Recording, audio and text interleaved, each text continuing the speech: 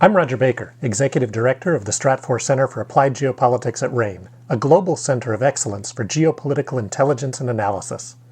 Learn how you can put geopolitics to work for your organization at ranenetwork.com.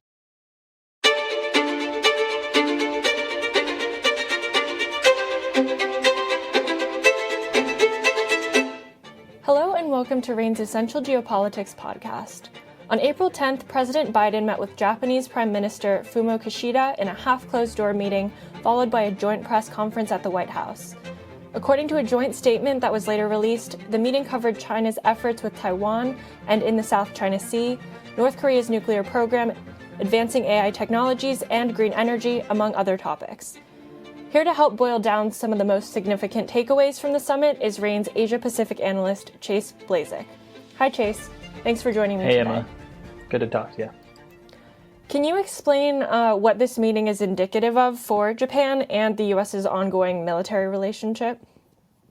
Yeah, sure. So as you point out, there was some of the geopolitical conversation there and a little bit of industrial cooperation, but a lot of that was sort of common fare. And you already mentioned the highlights there, talking about opposing any Chinese changes to the status quo around Taiwan or South China Sea, opposing North Korea's missile program development, and then cooperation on development of advanced technologies, including Japan's participation in the U.S. floating offshore windshot program, and the U.S. goal of having 2 Japanese astronauts become the first non-Americans to step foot on the moon, with the unspoken goal there being beating China to that milestone.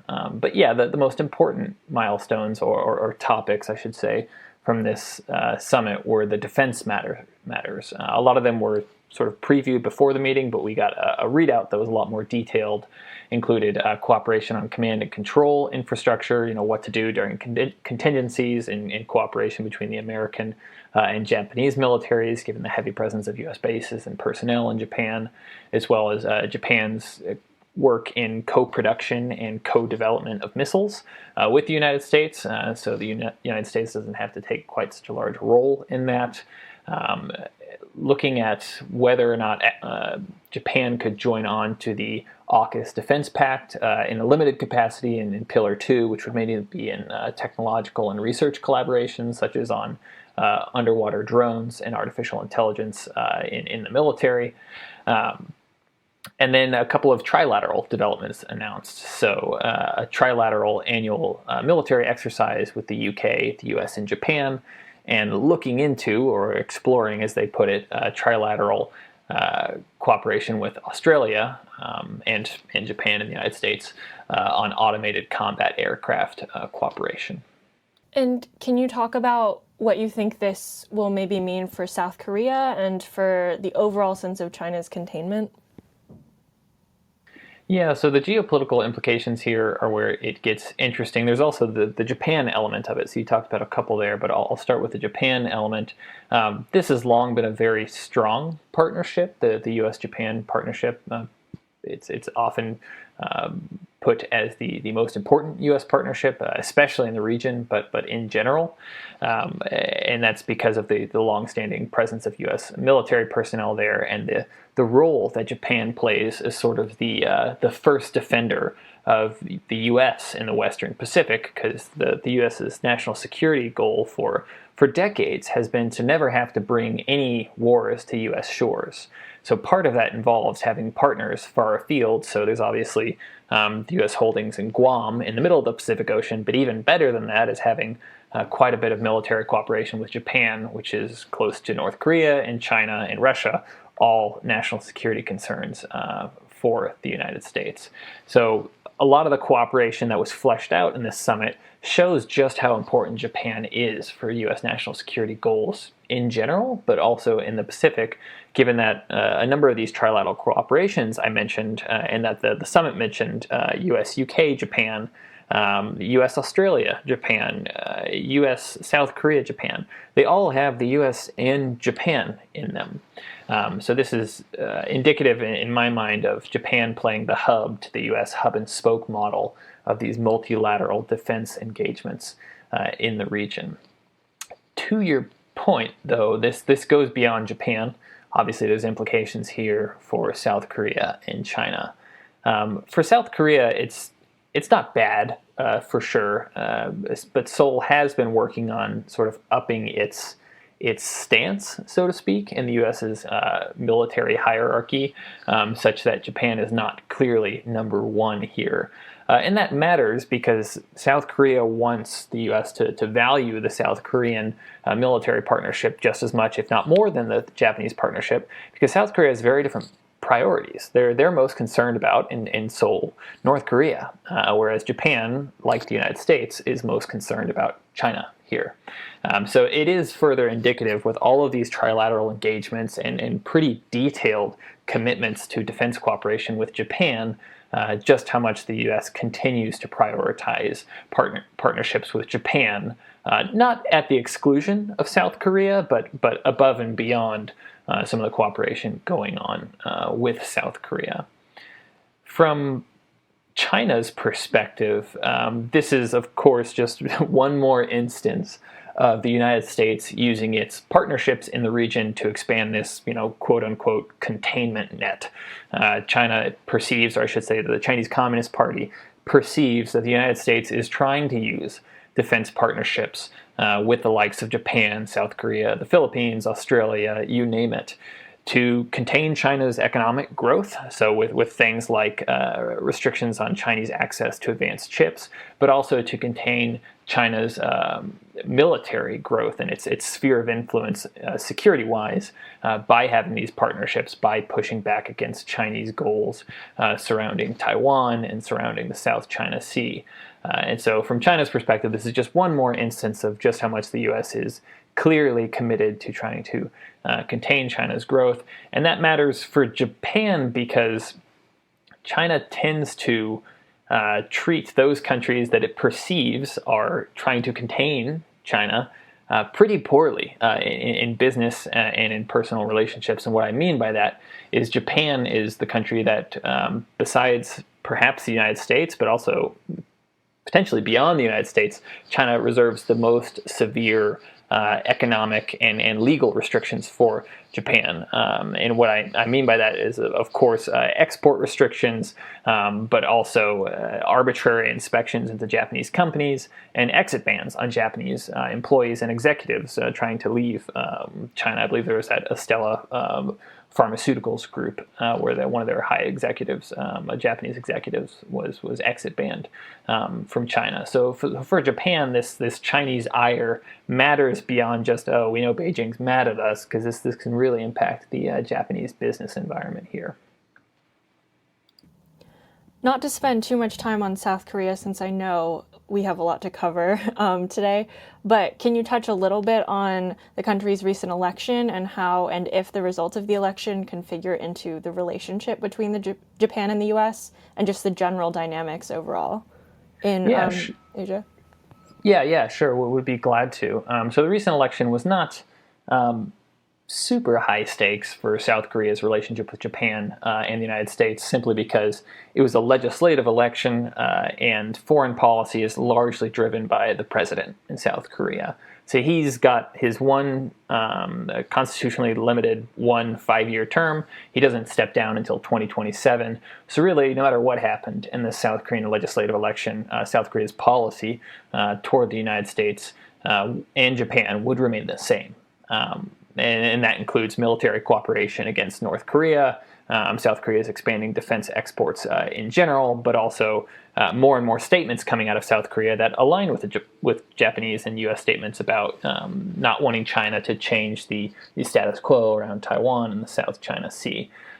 So from that aspect, luckily, not a lot is changing, but it is indicative of the potential for change in the South Korea, U.S., Japan trilateral relationship in the future.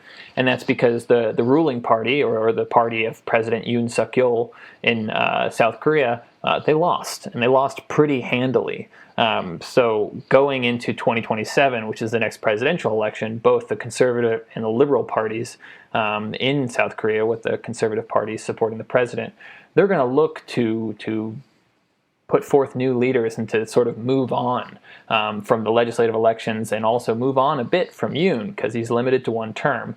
And so it is indicative, these elections, not of an imminent change in the U.S.-South Korea defense partnership or the trilateral partnership with Japan, but of that potential for change in the future.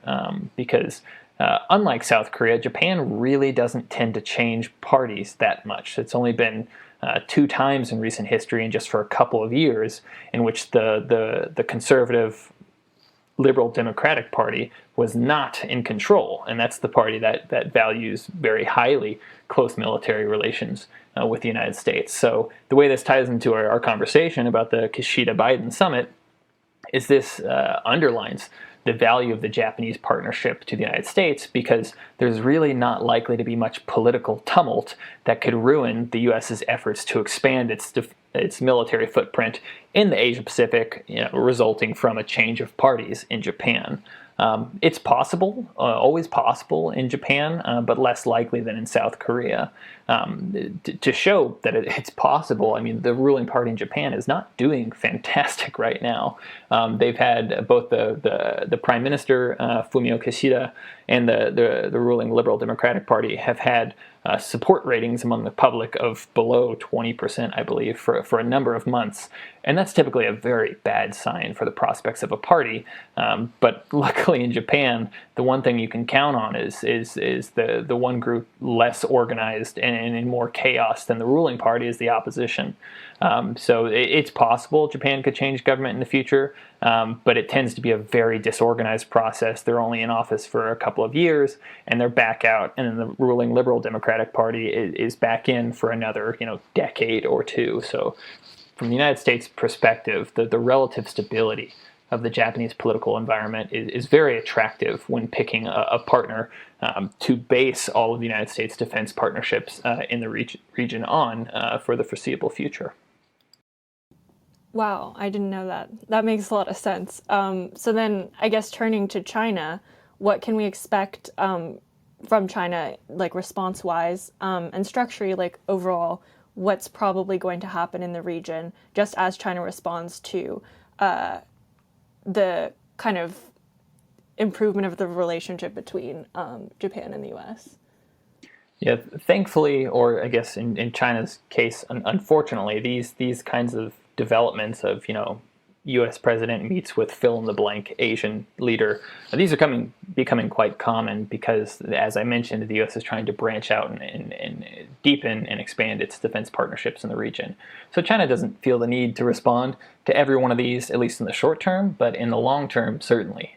China will continue to deepen its relationships with authoritarian countries like Russia and North Korea and Iran, as it perceives that the United States and its Western European and increasingly Asian partners are trying to contain China, and that's partly to have sort of a backstop to push back against these containment nets militarily, and to have partnership in groups like the UN. If China's got these other partners that Beijing knows dislike the West just as much as Beijing does, it's very valuable to push back against US-driven initiatives in the UN and other international fora.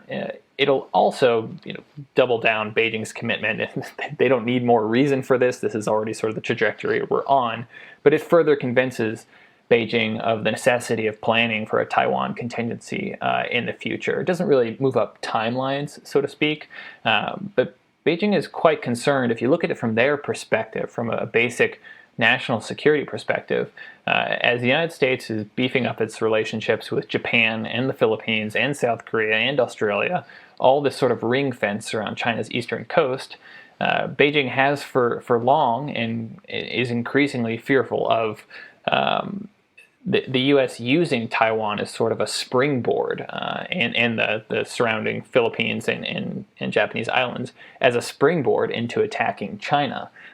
That may or may not be the U.S. goal here, but if you're China and you're looking at your national security, knowing that the U.S. is closing in around Taiwan and could potentially use that as a base for launching strikes into the interior of China is a very real security threat, especially if the U.S. could use something like Taiwan to cut off the north-south trade going along China's eastern coast, which is critical for its economy.